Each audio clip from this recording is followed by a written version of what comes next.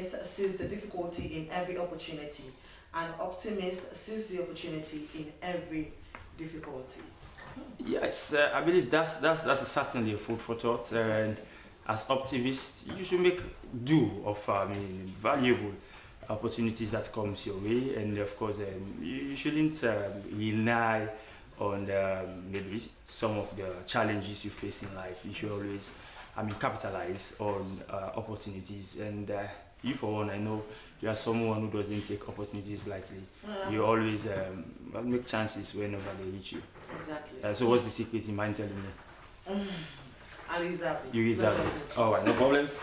As you do that, let's go through the menu quickly. Coming up on this Thursday, 30th April edition of the program.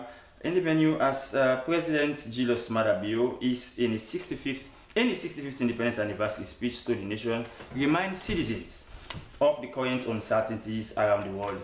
The APC calls for accountability, warns against democratic backsliding in Sierra Leone, as according to the APC. And also, the world observes World Workers' Day or Labor Day tomorrow. So, Fraser, tomorrow is World Workers' Day.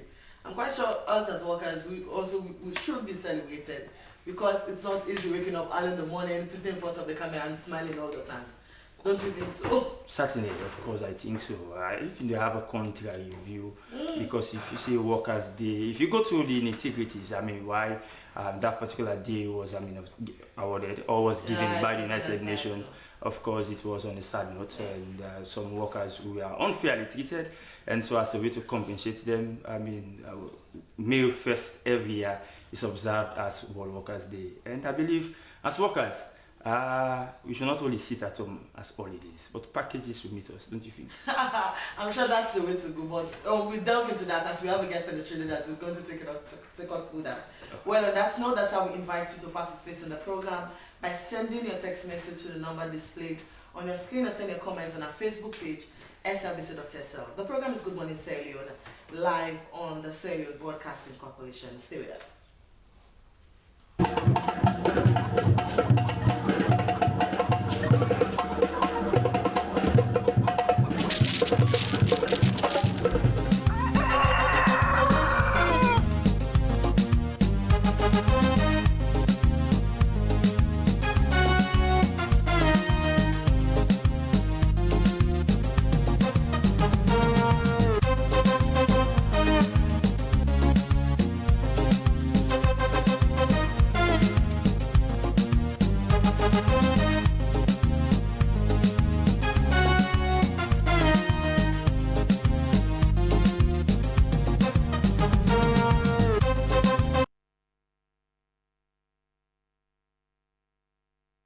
Back to the program. Of course, you're watching Good Morning Sierra Leone, reaching you live from our broadcasting house, New Live in Freetown, and from our revamped studio.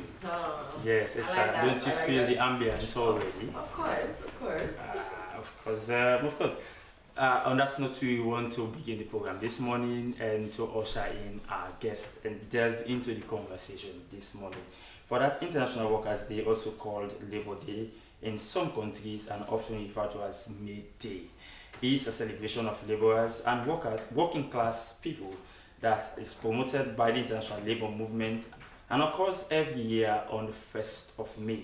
The International Workers' Congress, held in Paris in 1889, established the Second International for Labour, Socialist and Marxist parties. It adopted a resolution for a great international demonstration in support of working class, demanding for the 8-hour day.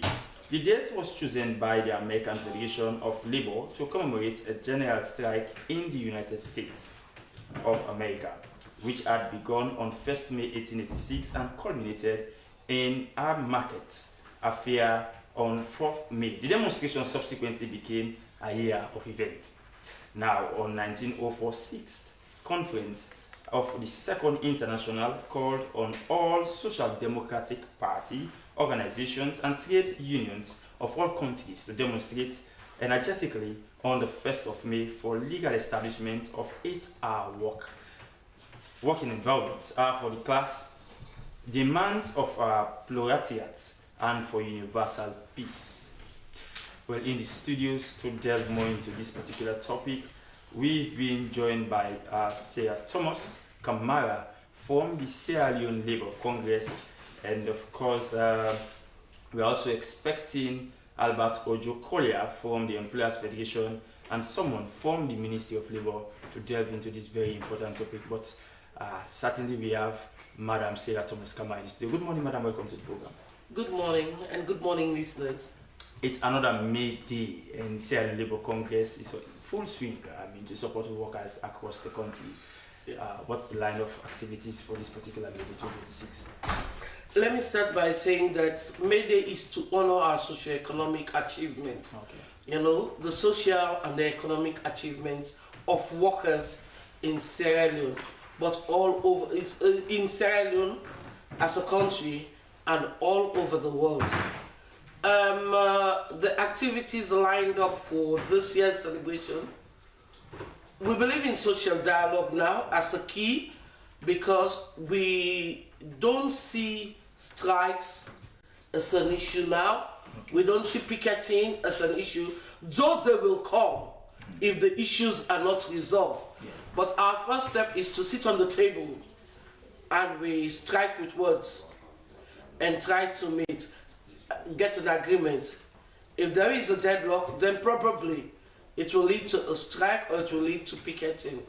So today we're going to have our second social dialogue forum, because we had one last year, wherein we will table our issues to government and for them to see how we can, government and employers, because government, although government is the biggest employer, but you have public and private employers.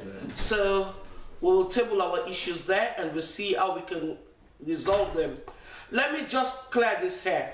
The truth is, ILO is the only organization that has the tripartite structure within the UN body. Yes.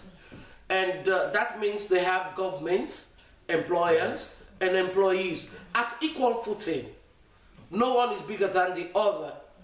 So that's the only, ILO is the only structure that has this tripartite structure, wherein they will sit and discuss our issues. And that is where we're going today, to sit and see how we can resolve some of the issues. You'll have ministers of government, you'll have public employers, and you have the employees' representatives, and you'll have government. Now, Madam Sarah, talk about Thomas Kamara, just before going into the details of today's event, you earlier said this is a day to celebrate economic sustainability across the working sector. You think, in your own estimation as a Congress, there is so much to celebrate by workers? Yes, for me it is, because we've just implemented the minimum wage, which was 800, now it's 1,200. Yes. So the minimum paid to a worker in Sierra Leone should be 1,200, and that's a 50% increase. It was not easy, it was an Herculean task, because employers are complaining that they have a lot of taxes to pay, and of course the electricity bill is killing them, there is this water rate, and for them to get profit in their business is not easy. So for them to give a dime to a worker, it was not easy. But we had to fight our way through, and at a point it seems as if we were going to get deadlock, but we got 1,200, which is the minimum wage. That is something we should be proud of. Number two, we should be proud of our labor laws. In the sub-region, Africa as a whole, Sierra Leone has the best labor law. Okay. And our colleagues are telling us, how did you achieve this? It was not easy. As a Congress, we started discussing the issues. We got to a point where we had to bring in the employers. We sat again, we discussed the issues before we got to the point where the government, employers and employees sat and agreed on some of the things. And if you see in the labor law, now there should be a fund where employers will be paying end of service benefits. Certainly. Yes, because originally people will leave the job and they'll be like 3, 4, 5, 6 years and they're unable to pay them their end of service benefits. But now there should be a fund which should have a bipartite signature or a tripartite signature for end of service benefits payments. And those are some of the things we'll be pressing on. And there is also this wages and compensation commission to look at the wage bill of every person, every worker in Sierra Leone, even the president.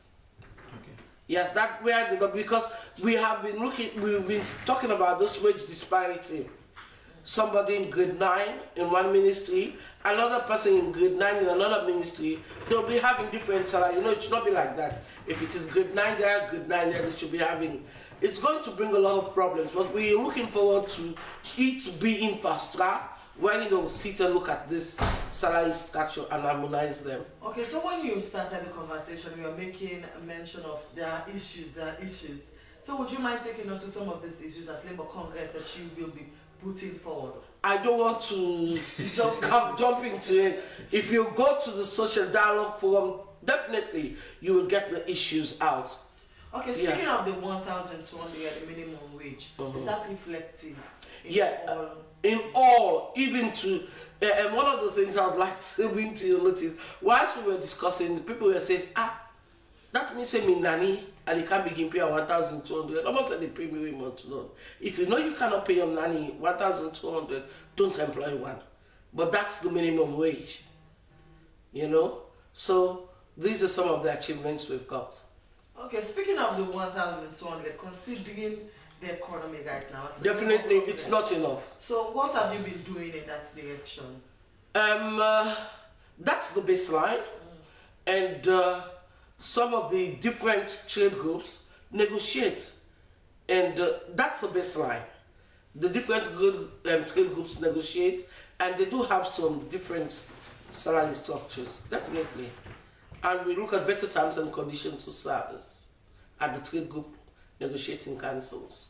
So much of monitoring is done by the Labour Congress, ensuring that most of these gains that you said have been made for workers in Sierra Leone is actually seen, put into play. Because many times you see very beautiful laws, but when you go to these workplaces, what is on paper is not put into practice. The monitoring aspect is done by government, and that is done by the Ministry of Employment, Labour and Social Security. So what we do is that if the workers come forward and tell us the problems, we try to address it with the employers. If the employees come up and tell us their problems, we try to address it with the employers. If we cannot, then we bring in the Ministry of Labour, who will definitely now look at what the law says. For every crime, there is a punitive action. It's going to either be a fine, or a fine and jail term, or jail time. It is, that is why I say our labor laws is one of the best. And the employers are frowning at us, saying, how did you manage? Did you use, we did our best to ensure that we get what we want. Now, of course, Madam Toka, Madam Sarah Thomas Kabara, when you were talking, I was really listening to you with very rapt attention. Because speaking of the minimum wage, as we are now discussing, only came into effect on April 1st this year. And a lot of workers will argue that they are even yet to even experience that. Yeah. Because the month has already ended, and they have not even collected their salaries that will reflect that particular minimum wage. So how can we now point to that as an achievement for workers? It's obviously going to happen, because the General Secretary, the Executive Secretary of the Employers Federation, have been putting on our social media platforms, and I believe he has been doing that on their own platform, because there is a platform where we have the tripartite structure. He has been putting that it should definitely take effect on the 1st of May. It was pleading with employers that they should definitely make it happen on the 1st of April. So obviously those that were getting 800 should be having 1,200 at the end of this month. All right, let's also talk about another very interesting aspect of workers that has to do with condition of service. A lot of offices you check, especially in the private sector, employers have this way they treat their employees that really most often than not they also knock on the doors of the Labour Congress to intervene, especially when it has to do with end of service benefits, it has to do with redundancy. These are issues that comes up, you know, year in, year out, and you've been addressing issues like that. You talked about the labour laws as policy regulations being put forward to address these issues. How far has that, I mean, really be addressed?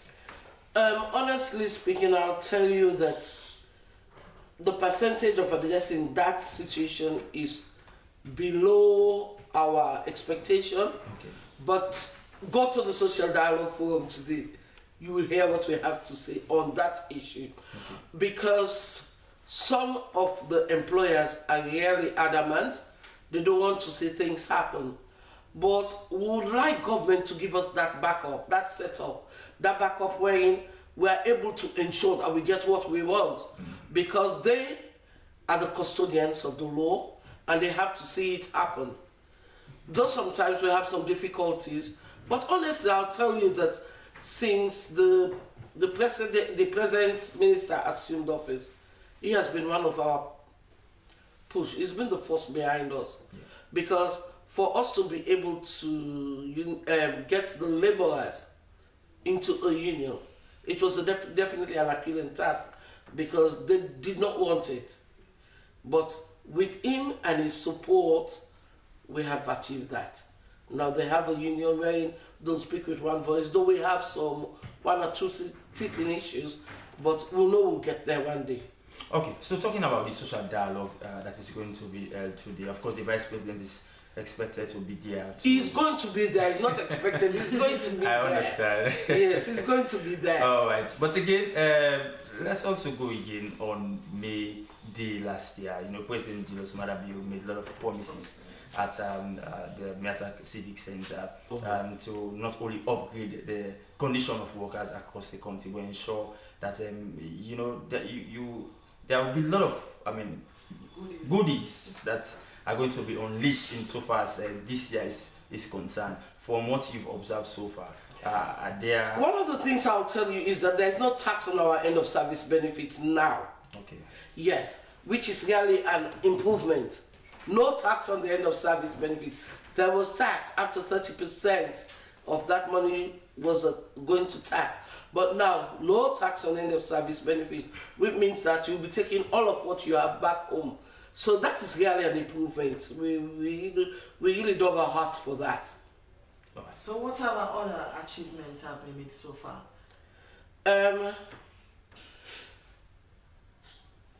One of the achievements I think we've got so far, as I said, the labor law is good.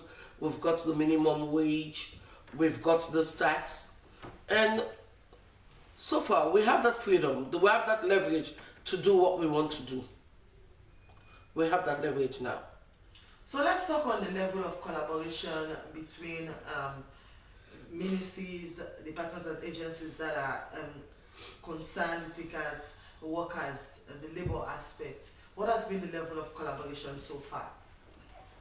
There are some ministries who actually are not collaborating with us, but we'll say about 70-75% of them do, because when it comes to workers' issues, we sit and discuss it. And we have some who think they are above waters, but go to the social dialogue forum. Just go there. Oh, I'll speak. Last year you were there. Definitely. It was not easy. Mm-hmm. It was not easy because we were telling them to their face the problems, and definitely we're going to say that again today. All right. In as much as you want to reserve, all of your strength for the social dialogue session today, and you want to face the issues head on, especially when the Vice President will be there. No less the person will be needed there, if not the Vice President, to address or to channel some of these issues, I believe, to His Excellency President Julius Madabio, even though he will be coming and to grace the occasion on Friday. Yes, but again, let's also talk about the issue, because you are a labor union, you interface with workers on a daily basis, and then of course they have nowhere else to go if not to run to you when there are issues, when there are problems.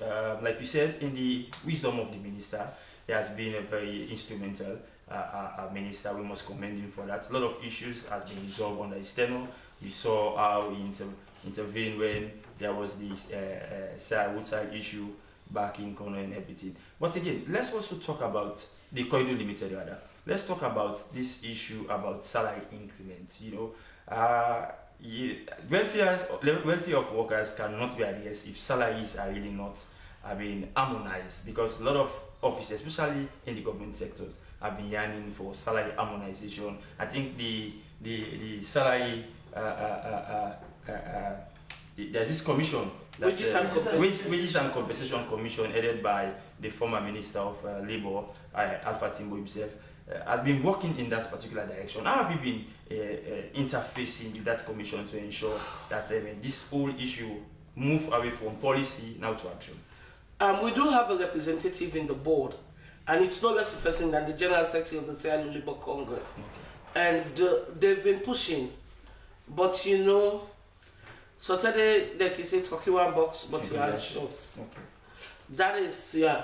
But I know him as a go-getter, and we will definitely get what we want. And we'll be talking about the WCC too at the Social Dialogue Forum. When you go there, you will hear what he wants to say about the. I don't just want to preempt what is going to happen there. Yeah. But on the basis, I belong to the Public Utilities Trade Group Negotiating Council, and we negotiate every 3 years. And after 18 months, we have that free will. Either the employers will call for negotiation to look at the basic salary, or the employees. And recently we've called the employers that we want to see, because of this increase in fuel, we want to see how we can negotiate to augment some of the losses on the workers' side. And they've accepted the invitation, and we'll be meeting in May, to discuss the issues. We do have different trade group councils. Certainly. And those trade group councils are there to ensure that their workers are treated fairly. For me, public utilities is one of the best, because we do negotiate every 3 years, and we do wage reopener every 18 months. All right, so just before Esther comes in, let's delve into the issue about the ratification, because I know you interface a lot with domestic workers as well. The ratification of the Convention C19, that is something they've been pushing for. C19, that has to do with the provision of decent work for domestic workers in their workplaces. So, they've been pushing for that, for governments to really own up to that ratification. How have you also been working with domestic workers to ensure that government will ratify the Convention C19? They've ratified the Convention on Domestic Workers. It has been ratified. And the Congress is working with the General Secretary to ensure that these people, and recently whilst we were negotiating for the minimum wage, there was this discussion that we have 2 tiers, one for domestic workers and one for the general. But we said no, all of us should be on the same page. But we will look at it again and see if there is need for us to have that 2-tier, where you have the minimum wage for domestic workers and you have the minimum wage. No, doesn't it cover? No, that is one of the suggestions they were making. Okay. Yes. But we said no. Okay. They are covered in this 1,200. Okay. Yes, they are. But enforcement is another thing, because they are working different areas. They are not clogged up in one section. Yes. So to know that Sarah is working with you, unless I tell that I'm working there. So we are looking forward to the domestic workers coming forward to their union to tell them that this is what this is what I'm facing. One of the conventions where we've spoken to the ministry for, and we know they're going to put it for ratification, is the C190 that deals with violence and harassment at work. Because the public and the private sectors, we do face those harassment and violence at work, but they, the domestic workers, face it more than us. Yes. So if it is ratified, then they'll have the leverage to ensure that they're protected. So we're looking forward to the ratification of C-190 that deals with violence and harassment as well, for them to be more protected. Okay, and she's still with us on the program. She's Sarah Thomas-Kamara from the Sierra Leone Labour Congress. Well, viewers, we take a health tip of today, and today we look at the warning signs of schizophrenia. Schizophrenia is a serious mental health condition that can have severe effect on the person's physical and mental well-being. People move through stages of schizophrenia in 3 phases. Learn the symptoms of each phase in this video from Cleveland Clinic. Let us watch and learn. Is a severe mental health condition that can have serious effects on a person's physical and mental well-being. People with schizophrenia are disconnected from reality. They may experience hallucinations and delusions that cause enormous struggles in their day-to-day lives. People move through 3 stages of schizophrenia. Symptoms build up, worsen, and improve, and then the cycle can start all over again. Let's take a look at each of the 3 phases and how they affect someone living with schizophrenia. Phase 1, onset. Early signs of schizophrenia may look like other mental health conditions. They include feeling afraid, suspicious, or paranoid, withdrawing from family and friends, trouble focusing, or loss of motivation. Phase 2, active. Soon, schizophrenia takes full effect. In the second phase, known as the active phase, the person loses contact with reality. They may have delusions and believe things that aren't true. Some people have hallucinations, seeing or hearing things that aren't there. When they speak, their sentences may be jumbled or incoherent. They may have a lack of emotion or expression when they speak, and they may move erratically or not move at all. Antipsychotic medications often improve these symptoms. Phase 3, residual. In the 3rd stage of schizophrenia, they may seem recovered or improved. Their symptoms lessen, but they may still hold on to odd beliefs or show little enjoyment or pleasure. Without consistent treatment, improvements are usually temporary. Hallucinations and delusions may return, and the person can slide back into the active stage. Most people with schizophrenia are not able to recognize their condition. They often try to self-medicate with drugs and alcohol. If you believe a loved one is living with schizophrenia, encourage them to seek help. Treatment is available. The right medication and therapy can limit the severity of their symptoms.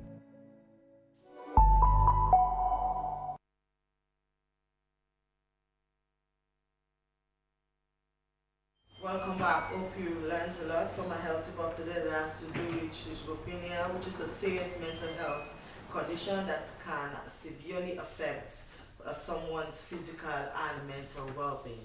Well, we still have Madam Sarah Thomas-Kamara from the Sierra Leone Labour Congress. Okay, so Madam Sarah, now that you're having a meeting with all players, putting out your concerns, what should workers expect from this meeting moving forward, especially when it has to do with their conditions of service? And so just before Madam Sarah comes in, you just watch our health tips on schizophrenia. Mental health issues are also something, I don't know, how is the Congress, addressing issues like this, because a lot of people they get in contact with mental health issues when they get to their workplaces. A lot of stress, a lot of anxieties comes with the work they do. Especially those that work in technical, working environments. How is the Congress also working to ensure that those pressures are minimized? Originally, when it was occupational health and safety, yes. We were not looking at the psychosocial part of it, but now it is occupational safety and health. As I was saying this morning on the radio, I said, from my own perspective, I don't only deal with what is happening in the office. Sometimes I delve into their homes, because obviously when they come with their stress to the office, it adversely affects the work. Yes. So And if they take the stress again from the office to the homes, it adversely affects their homes. So we look at the psychosocial well-being. We try to see how we can try to resolve some of their issues. You know, the other day, the doctor for mental health was saying that 90% of Sierra Leoneans have mental issues. It is true. 90% of us have mental issues. So we have to ensure that we address some of these issues, nip them at the bud. But one of the things I said this morning is that is why we move from personnel management, you hear?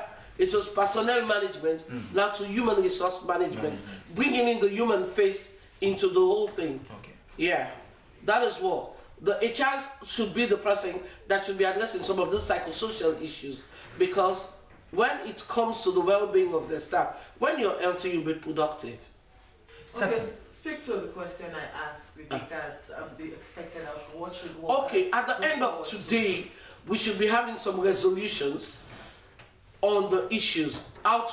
Some of them will be resolved there and then, but some of them will have the way forward to see how we can address some of those issues.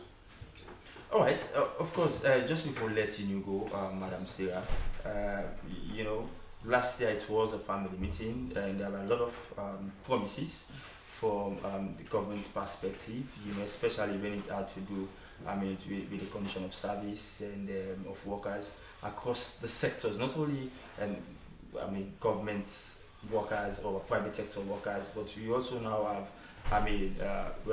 entrepreneurs who also employ people to work in their state. What are some of, what will you be bringing to the table to really tailor to the duty bearers to address as we go forward from here? I have already told you that our issues are there. If you look at the program, there is a whole period. These issues are so many. You cannot even mention no, them. definitely, the employers will be coming forth with the issues. The employees will be coming with the issues. Because if employees should enjoy some of the benefits, obviously, the employers should be happy. If the employers are not happy, how will the employees be happy? So we're going to look at the employers' issues, and we'll be looking at the employees' issues. Please be part of it, because I know you're going to have, you're definitely going to tell the people what we'll be discussing at those places. Because sometimes when we talk, for us at Labour Congress, we don't believe in making noise. We don't go to the social media platforms much. We believe in working undercover to achieve a goal. And sometimes some people take credence in what we do. Yes. We'll sit back and laugh. We'll say, outside the wire come out. I don't even know how we started. But definitely, when you go to the social dialogue forum today, you will see. Definitely, we look forward to many of the goodies that will be coming from the social dialogue that is going to be held at the Meta Civic Center this morning. And in attendance is the Vice President of Sierra Leone. Many thanks to Madam Sarah Thomas Kamar, an executive member from the Sierra Leone Labour Congress. Vice President, I beg your pardon, from the Sierra Leone Labour Congress for being part of the program this morning. We'll move to another issue. Okay, so we quickly take a short break, and when we come back, we continue with the program. Stay with us. As a mother of the house, whenever I want to prepare palm soup, there's no need pounding palm fruit. All I need is Nkulenu's Ghana's original palm soup base. My soup is done, and its preparation, it is not difficult at all. Nkulenu palm soup base, it's easily done with no difficulties. Just take few ladles and your soup is done. And its flavor, it's amazing. This is Nkulenu's Ghana's original palm soup base. And this is Nkulenu's Ghana's original spiced palm soup base. Iron fruit and turkey berries are naturally added. Also available Brown Gold natural cocoa powder, Sunny Gold brown sugar, neat fufu flour, shito, pisa, and moringa. All available at Nyami Ado Enterprise, 1 Lower Waterloo Street, Freetown. Nkulenu palm soup base. Ghanaian original taste.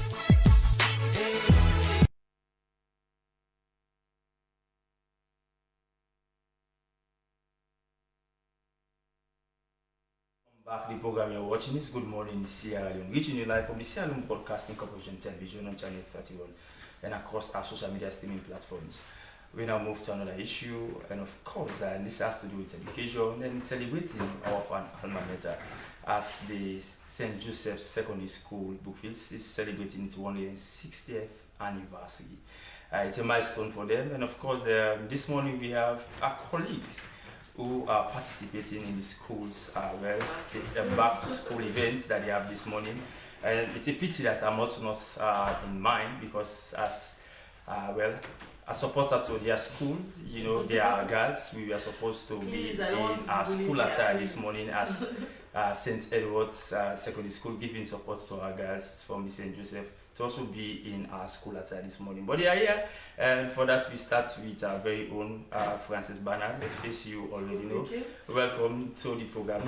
Thank you very much for having me. You look proud this morning, putting on your school uniform after so many years. I am a very proud Conventonian. Yes, putting on my uniform almost 2 decades after I left Convent, 2006, when I sat to the WAS exams, and I'm back in school today. I feel very Did you go to proud. school today? Yes, I was in school just now. What did you learn? Did you learn something new? Yes. Or it was the same old things?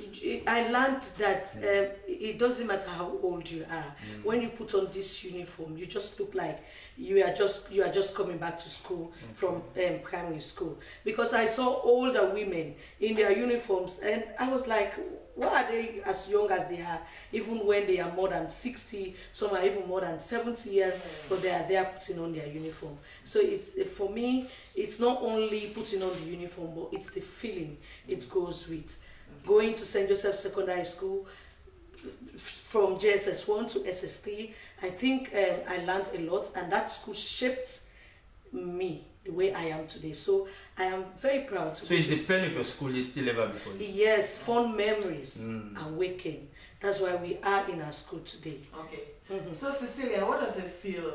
How does it feel wearing the uniform that you wore some time back and putting on your Edgar badge? And it's yesterday, Esther, during a decade, Cecilia was the Edgar of the school. So how does it feel?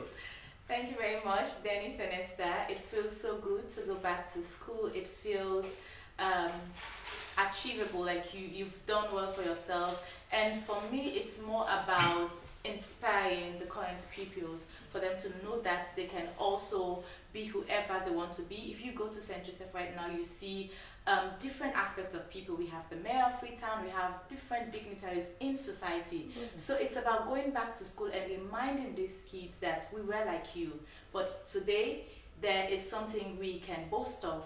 We have been able to make impact in society, and you can do even better, you can do even more than we have done. So it's a sort of reminding us of our days in school, what we used to do, how it all started, the journey we've been through in our academics, and to where we are now, and to also inspire the girls to know that they're in a better place, and for that reason there is a brighter future ahead. Talking about inspiration, Cecilia, of course, there are a lot of great names you could mention that are past pupils of your great school, St. Joseph. In fact, the other day I saw the mayor, I worship the mayor, so I posted O-level results as one of the best candidates during her time at the school.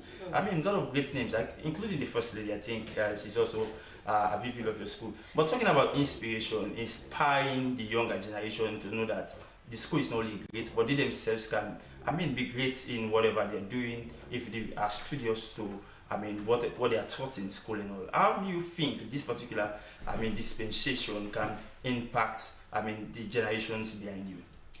This is like in broadcasting when we say, show me and not tell me. Okay. If you tell the Conventonian people that, St. Joseph has produced lots of dignitaries in societies across Sierra Leone, in fact, maybe it will seem like it's just a story, it's just a dream. But seeing them coming to school, you see Mayor at school this morning, you also see the two Majabi, you also see lots of them. Been to a large. Yes, you also, yes.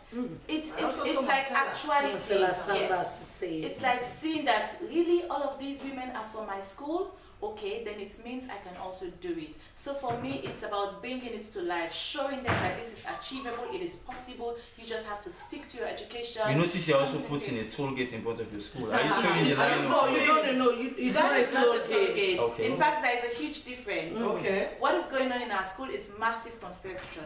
Now, let me remind you that our school is turning 160th anniversary in December 2026, not yet. So we have lots of projects piling in. Alright. This is just the March Past celebration, and we just want you people to know that we are around. That yes, St. Joseph's Secondary School is not just an ordinary school, but a school of excellence. Thank you very much, ladies, for being part of the program this morning. We wish you all the very best as you gear up for your 160th anniversary celebration. And we invite December. you guys after the back to school. We have a variety show in the school compound. You can join us. We'll try to be there. And with regards to your massive infrastructure at the school, we pray that you don't run into accountability issues. Have a very good day. We move to another issue of topical importance this morning. Of course, one of our headline stories this morning, President Julius Malabio, in his 65th Independence Anniversary speech to the nation, has reminded citizens of the current uncertainties around the world, including increase in petroleum products and economic meltdown that have made life very difficult, and need for basic purchase that now requires careful calculation. He said as a serious government, they are aware and mindful of the realities that households and businesses face today, and that since he took up office some 8 years ago, his government has recorded remarkable progress on the economy. President Julius Malabio's 65th Independence Anniversary speech comes at a time when citizens continue to question his government's commitment for over 8 years in improving the lives of citizens to get the basic, including food, water, electricity, transformation, health, and better working conditions for workers. Meanwhile, the All People's Congress has issued a strong Independence Day statement calling for democratic accountability, full implementation of electoral reforms, and urgent action to address the rising economic hardship facing Sierra Leoneans. In a message released on the 27th of April 2026 and signed by its National Secretary General Lansana Dumbuya Esquire, the party reflected on the significance of Sierra Leone's independence, describing it as a hard-earned achievement built on sacrifice, courage, and a collective belief in self-determination. Now, addressing citizens, the APC emphasized that independence represents more than just end of colonial rule, but a continuing commitment to democratic governance, justice, and accountability. The party noted that Sierra Leone has over the years demonstrated resilience through peaceful political transition since the restoration of multi-party democracy in 1996, a milestone it said strengthened the nation's democratic credentials. However, the APC expressed concern over what is described as a serious departure from democratic norms during the 2023 elections, citing irregularities and a breakdown of public trust. According to the party, those developments place the country at a critical juncture, prompting it to engage in dialogue rather than escalating tension. The statement highlighted the APC's participation in negotiations that led to the Agreement for National Unity, including engagements held at Bintumani Hotel in Freetown. The party described the agreement as a rescue mission aimed at restoring democratic order and creating a pathway to reforms. Well, we have been joined in the studio to delve more on this, a member of the APC publicity team, Alfred Minkailu Kuruma. Good morning, Mr. Kuruma. Welcome to the program. Good morning, SLBC. Delighted to be here.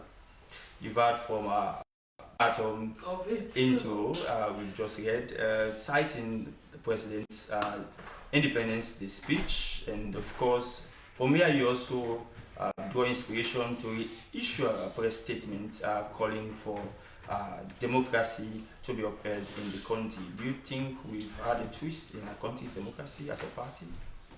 It is an undeniable reality that there have been challenges, and those challenges are not insurmountable. That is more so the reason why the APC is urging that we depart from those that are not really democratic tenets to proper democracy. Overall, I want to look at the speech of the President on Independence Day, just opposing it with the press release from the All People's Congress. First of all, I want to start by commending His Excellency the President, because what he did on Independence Day is different from previous other speeches or statements. Yeah, this one, it demonstrated that he's the first gentleman, that the sufferings of Sierra Leoneans are not unnoticeable, and that in fact he's aware of the current economic trend in the country. He was very bold enough to state all of the economic inadequacies and the sufferings we are going through. He did state that the ordinary man will feel it in the market, the driver will feel it at the gas station, and even those bringing businesses will feel it when paying transportation from one point to the other. So he was brutally frank in stating the harsh reality as obtained in the country. He also further did say they want to stabilize the Leone, but I have problem with some of those things. So the APC really, our press release is directed towards urging government to ensure that those things that unfolded in 2023 do not show their ugly face in 2028. The more reason why recently you saw the coming in of moral guarantors, international moral guarantors, to sit with the opposition and government and address those inadequacies. For us, we are satisfied. Most of the demands and positions we put forward to the moral guarantors were captured in the communique that was released quite recently. What we are doing now is for us to return to governance again. There is a press release to the effect that is in circulation that APC is returning to governance. We are returning to governance to commence participation and to ensure that democratic reforms are effected. All of the demands and positions of the APC that we are captured in line with the Agreement for National Unity and the recommendations of the Tripartite Committee are to be implemented in full. So you see, the APC is known for democracy. We transitioned this country into multi-party democracy in 1991. There is a 1991 constitution signed by Joseph Saido Momo. Now you may want to also say the APC took the country to a one-party state, but then that was the trend, that was the political trend. And the APC did not initiate that one-party state. It was initiated by Sir Albert Magai in 1964, when there was a transition after the passing of Sir Milton Magai in 1964. So Sir Albert Magai actually attempted to transform the country into a one-party state, introduce some laws in parliament, review the constitution, and a lot of acts were passed. When the APC came, we just continued from where they stopped. But again, we saw the trend that countries were now moving from one-party states to now democracy, multi-party democracy. But the point is, we are still in a democratic dispensation, or are we into it? No, yes, we are in a democratic dispensation. I am stating the basis based on your presentation and then the press release by the APC. Okay. Yeah, that this is a democratic state. And that in fact, it is not just about being a democratic state. It is about respecting the tenets of democracy. Right. One of the tenets of democracy is credible, free, fair, and transparent election. Another tenet of democracy is political tolerance. It can be fundamental human rights. We have to respect them. There are laws guiding us. We have the Chapter 3 of the Constitution of Sierra Leone that speaks to fundamental human rights. The right to association is one. We have the Human Rights Commission that is doing very well to promote and protect fundamental rights of citizens. So we are urging that because this is a multi-party democracy and that we want to maintain the tenets of democracy, what unfolded in 2023 should not repeat. Okay. That is the position of the APC. In 2023, we all saw what happened. That led to the Bintumani Agreement for National Unity. That also did born what we call the Tripartite Committee and the recommendations therein. We have seen, the political stalemate recently, leading to APC boycotting governance from parliaments to councils, and we saw the intervention of international moral guarantors. We now have stability in the country. APC is returning. So what we are urging, if we want to see true and pure democracy, let us ensure that democratic reforms are effected. Okay. That all what is being highlighted in the MOU or the communique is introduced and effected in those laws. That is what we are urging. Okay, so in Kali, the APC is calling for electoral reforms, right? Yes. And yesterday, the PPR's ECSL held a political party election committee meeting that's the platform where these parties come together, you make decisions moving forward to 2020 elections. And there was no member of the APC in that particular meeting. Why was that? How would you call for reforms that you were not part of that meeting? You should understand that it is a transition period. When I say transition, the APC boycotted governance. The APC stopped participating in everything, including meetings that are called by the ECSL. You may also recall that when he was appointed, Edmond Alpha, as chief but again, speaking to that, there is a press release calling on APC members of parliament. But the press release was out yesterday. You understand? We are returning to governance. We can participate. We are going to commence participation at ECSL, at Start Sierra Leone, in parliament, at councils, at all levels. But then it is a process. We have to call all members of parliament to inform them accordingly, all councillors, mayors and chairpersons to inform them about the position of the party. We have shifted from governance boycott to now full participation. There is a press release to the effect. And so the PPLC you are referring to is a very important component at the ECSL. This is the parliament outside parliament. It is a forum where decisions are made. All decisions, crucial decisions regarding elections, recruitment of election staff, the procurement of elections material, a lot of decisions are made at the PPLC. When you take a look at the tripartite recommendations, there is a recommendation dealing with the PPLC that says the PPLC should be reconstituted and leadership of the PPLC should be given to both major political parties, the APC and the SLPP. And so before now, we had representatives at the PPLC.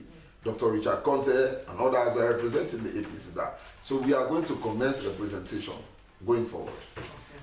Now, just before we move to another issue, another segment within the course of the program, you made mention in your earlier submission that, of course, you've observed with very rapt attention the unfolding of events in the country, and you think there is a departure from democracy, and you cited the June 2020 election and many other issues. As a party, how have you been engaging with government to ensure, even because you also mentioned the coming of the international migrants as a rescue mission. Do you think you engaged enough even before the coming of the international migrants? Yes. What led to the boycott was because our engagement with government did not yield fruit. We sent series of notifications, press releases, letters, and requested a meeting with His Excellency the President. That did not yield fruit. The more reason why we boycotted governance. And then back to the question of democracy. What we want to see in 2028 is to ensure that everybody has a free will to traverse the country and campaign everywhere without hindrance. In 2023, we were targeted in certain places, like Pujon, for example. We were not allowed to even campaign in Pujon. I was part of the presidential campaign team. Our convoy was ambushed. There were barricades along the road. Tires were burnt. The road was blocked. Dr. Samura Kamara was pelted with stones in Pujon on the last day of the campaign. We do not want to see that. I want to see the SLPP campaigning in Bombali, Port Lockhart, Tonkolili, Kaine, everywhere, freely. So and so also, the APC should have the opportunity to campaign everywhere in the country, even doing voters registration. We are monitoring the exercise of voters registration in Bonn. Some of our agents were arrested, incarcerated, they were intimidated. We do not want to see that. Democracy does not make room for violence. That is the position of the So, Mikhail, this rescue team you are now referring to, was it able to address your concerns? Was this a win for you? Yes, we sent in about 10 demands and positions. Now, after I have read and just opposed the demands and the communique, all of them were captured. There is this major one people are always making reference to. Even yesterday, I saw the publicity secretary of the SLPP making a video, the director of communications, saying the APC did not achieve anything. Edmond Alpha remains as the ECSL boss. No, Edmond Alpha could not be the target. There is a clause, you understand, in that particular MOU, or better communicate that state that the leadership of the ECSL is going to be restructured to be addressed holistically, latest by the 31st of December 2026.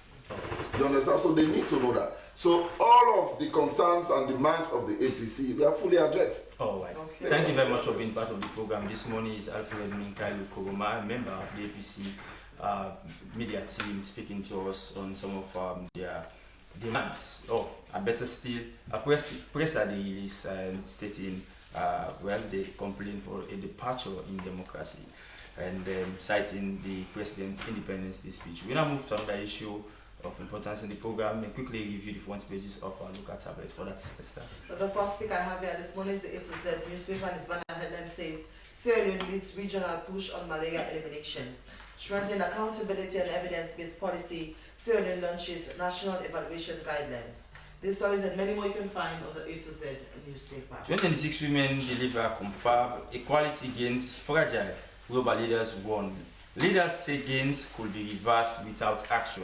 Reading from the Independent Observer newspaper, boycott ends, but why owns the truth on ECSL? This is according to the Independent Observer newspaper. WIMSAL is supports female correctional center inmates. Our stories you can find on the front page of Independent Observer. News on daily newspaper banner headline says Vice President unveils Leicester Peak as tourism game changer. JIB ladies and Gen Z for change endorse Dr. Ibrahim Mangwa. These stories and many more you can find on the Freetown Daily newspaper. From the Freetown Daily, my last pick is the Sierra Update newspaper. It opens with a banner headline. We are now, Parliament demands food security accountability. PSC conducts fresh audit into 3.5 million Leone's land revenue. Our stories you can find on the front page of the Sierra Update. The new numbered newspaper banner headline says next assembly plan where must be chosen on merits, not sentiment. Directly quoting President Bio. Batilo hosts unprecedented multi-party meeting. These stories and many more you can find on the new numbered newspaper. But viewers, we must quickly know that these headlines read out does not reflect the views of the SWC. We are merely reviewing them. On that note, this is how we bring down the curtains on this edition of your breakfast program, Good Morning Sierra Leone. Many thanks to our production crew and thanks to you, our esteemed viewers, for being part of the program.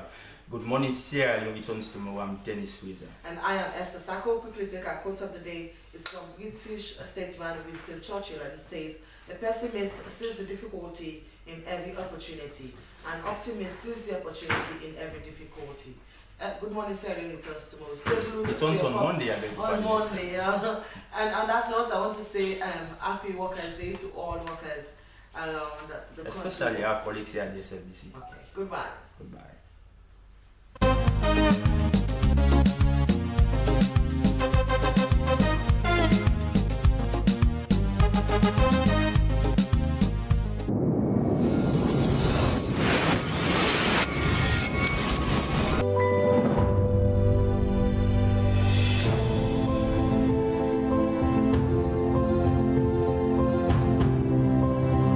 My name is Josephine Fatima Kamara. I'm the Director General for the Sierra Leone Broadcasting Corporation. I started working for the corporation some 2 years ago and a few months, exactly 2 years and 2 months. When I first arrived here, the entire infrastructure was pretty much dirty. So we started off together with the management team as well as staff of this corporation started off by saying, hey, this is a new administration, so we need to give a facelift. So we got cement and we repaved the entire studio. And so we went to the market, decided we were going to do our own patchwork, but the patchwork was not good enough.